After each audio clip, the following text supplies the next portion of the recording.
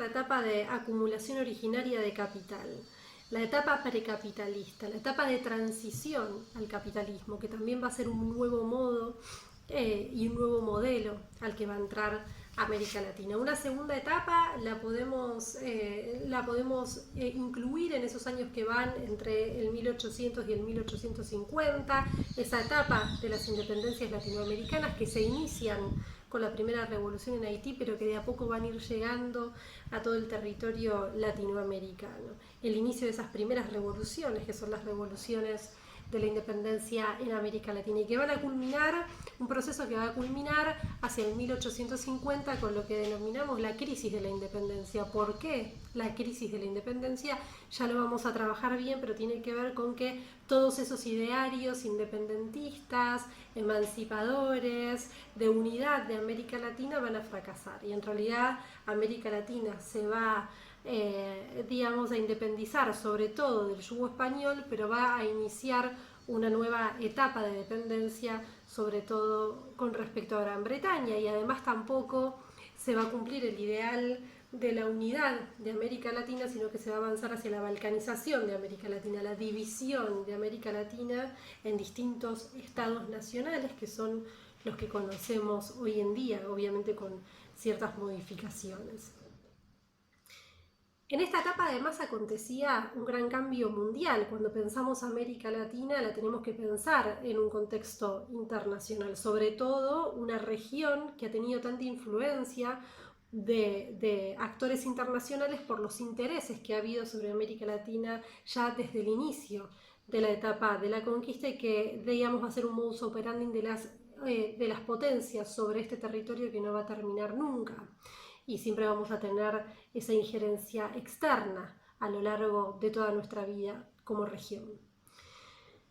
Entonces, en este periodo, entre 1800 y 1850, también va a acontecer una gran transformación a nivel mundial que tiene que ver con que entramos en pleno proceso de revolución industrial. La primera revolución industrial, que se da entre 1760 y 1840, que va a cambiar el eje del poder mundial y que se va a concentrar en un nuevo líder que va a ser quien va a liderar ese proceso de revolución industrial con su máquina de vapor, que es Gran Bretaña. Así, América Latina, ahora independiente del orden colonial, va a entrar y se va a adaptar a ese nuevo proceso mundial y a ese nuevo orden mundial, y va a establecer una relación estrecha y dependiente con Gran Bretaña. Es decir, que esta va a ser una etapa de transición del colonialismo a un nuevo modo de dependencia que tiene que ver con esa relación estrecha con la nueva potencia, que es quien se había erguido como la nueva potencia mundial, que era Gran Bretaña, que lideraba el proceso de revolución industrial.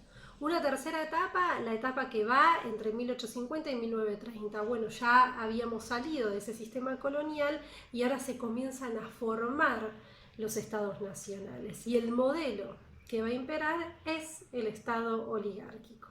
Ha finalizado la etapa de la independencia, América Latina ha pasado a esta etapa de conformación de los estados nacionales, donde el modelo que impera entonces es el modelo de estado oligárquico. Este periodo va a tener unas determinadas características. En primer lugar, se va a consolidar definitivamente el modelo capitalista dependiente en América Latina. Pero además va a ser también, de algún modo, un periodo que va a marcar el fin de la etapa de guerras. Nosotros veníamos de la violencia de la conquista, pasamos luego por las guerras de la independencia, luego las guerras internas que se van a dar para ver, bueno, quién conducía ese proceso ahora que ya no estaba la corona. Entonces esas guerras entre caudillos, entre los distintos modelos que se proponían, los unitarios, los federales, concentrábamos todo el poder o lo dividíamos en las regiones, que luego van a pasar a ser las provincias, vamos hacia un modelo unitario o hacia un modelo federal.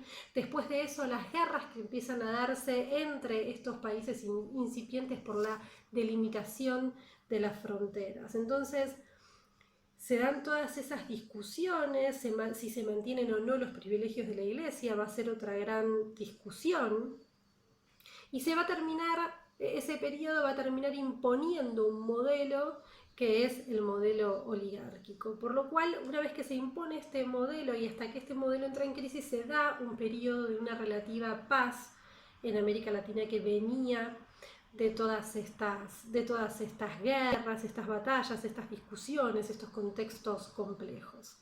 Se van a conformar los estados nacionales, se van a dictar las primeras constituciones, que son esas constituciones de una fuerte influencia liberal, se van a terminar de delimitar las fronteras y se va a afianzar un modelo económico que va a ser un modelo absolutamente excluyente, que va a beneficiar a unos pocos, que va a dejar por fuera a unos muchos, que es el famoso modelo agropecuario minero exportador.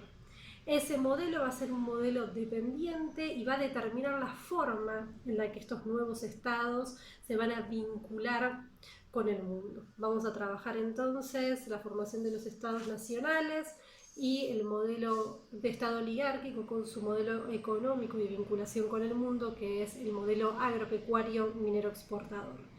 El cuarto periodo es el periodo entre crisis, ese que va entre 1930, que es la Gran Depresión, y 1973, que es la crisis del petróleo, y es un momento de fuerte penetración o expansión del nuevo imperialismo sobre América Latina. ¿Qué características va a tener este periodo? La economía mundial, a partir de la Gran Depresión, de la primera crisis, va a entrar en crisis, y eso va a marcar también de algún modo la crisis del Estado oligárquico y de ese modelo agropecuario minero exportador. Cuando uno plantea un modelo político y económico tan dependiente, cuando ese modelo internacional entra en crisis, de manera inmediata entra en crisis también el modelo nacional, el Estado nacional, ese Estado oligárquico.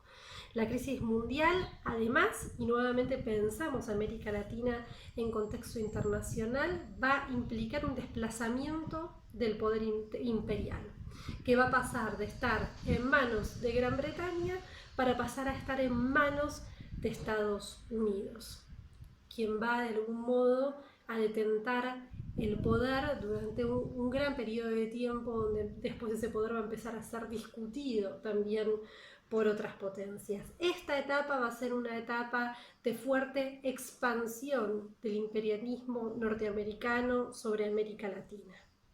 Pero también va a haber unas resistencias a esa nueva expansión imperialista, y son los casos que vamos a trabajar, ¿no? Las revoluciones sociales del siglo XX, por un lado, porque esas resistencias se van a dar a partir de la segunda ola de revoluciones latinoamericanas, que son las revoluciones sociales del siglo XX, que a diferencia de las revoluciones del siglo XIX tienen un fuerte componente social, por eso las vamos a conocer como las revoluciones sociales del siglo XX, que se van a dar como forma de revolución a través del uso de la fuerza, y que se van a iniciar con México, y que después van a continuar en Cuba, y que después van a continuar en Nicaragua, y otros intentos. Pero también va a haber otros modos de resistir esta penetración imperialista, que van a ser los denominados populismos, y que se van a dar a través de las vías democráticas. Bueno, vamos a ir trabajando todas esas experiencias de resistencias al orden imperialista. Y por último, el último de los periodos, a partir de 1973, después de la crisis del petróleo, y vamos a llegar hasta la actualidad. Dentro de este último periodo podemos dividir en muchísimos momentos, ¿no? Terminábamos el periodo anterior hablando de las resistencias al imperialismo, de las revoluciones sociales del siglo XX, de las sociedades de masas o los populismos. Bueno, también va a haber una reacción a esa primera y segunda olas de izquierdas latinoamericanas, que van a estar dadas por las dictaduras. Hay un primer momento ahí a partir de 1973, que son las dictaduras y luego las democracias en América Latina, y ahí hay un nuevo orden muy claro que aparece, que es el orden neoliberal, el neoliberalismo, que también va a tener sus resistencias en los progresismos del siglo XXI, de fines del siglo XX y principios del siglo XXI, que inauguran un nuevo momento latinoamericano que avanza hacia la centroizquierda, que tiene unas características de nuevos progresismos en América Latina. Y vamos a ver las diferencias de ese inicio del siglo XXI con el momento actual. ¿Qué pasó con los progresismos? ¿Por qué fracasan? ¿Se puede hablar o no de golpes de Estado blando en algunos casos? Bueno, esa es más o menos la idea de cómo vamos a ir trabajando en muy resumidas cuentas este primer cuatrimestre y esta comisión de prácticos de historia latinoamericana.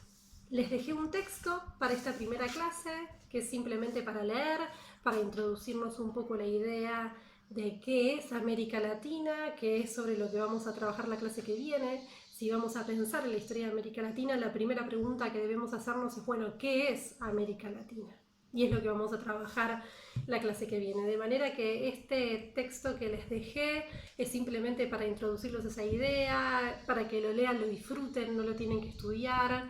Vamos a ir mechando mucho el contenido con literatura latinoamericana y por eso este primer texto se llama La soledad de América Latina y es el discurso que dio Gabriel García Márquez cuando recibió el Premio Nobel de Literatura en 1982. Algunas cuestiones de este texto muy interesantes, bueno, nos va a hablar del difícil camino en la construcción de la identidad de América Latina. Él dice una realidad que supera cualquier imaginación, ¿no? Una fuente inagotable de creatividad que es esta América Latina. Y dice, los poetas no hacemos más que reflejar esa realidad. Él está hablando en Europa y va a pedir una comprensión de América Latina, que no se intente explicar América Latina con categorías europeas, que tampoco somos piezas de ajedrez de otros, que nos dejen desarrollar nuestra propia experiencia y nuestra propia singularidad, y que vivimos en la búsqueda de esa independencia, de nuestra identidad. Él está hablando en los 80, específicamente en el 83, en una América Latina absolutamente cruzada por la violencia, por eso él va a hablar de desaparecidos y de desaparecidas, va a hablar de pobreza y de miseria en un momento en el que América Latina estaba entrando con fuerza a ese modelo neoliberal. Así que les dejo la lectura para que reflexionemos un poco en torno a qué es América Latina y nos permita entrar a la próxima clase donde definitivamente vamos a tratar esa identidad latinoamericana. Les dejo un saludo y nos vemos la clase que viene.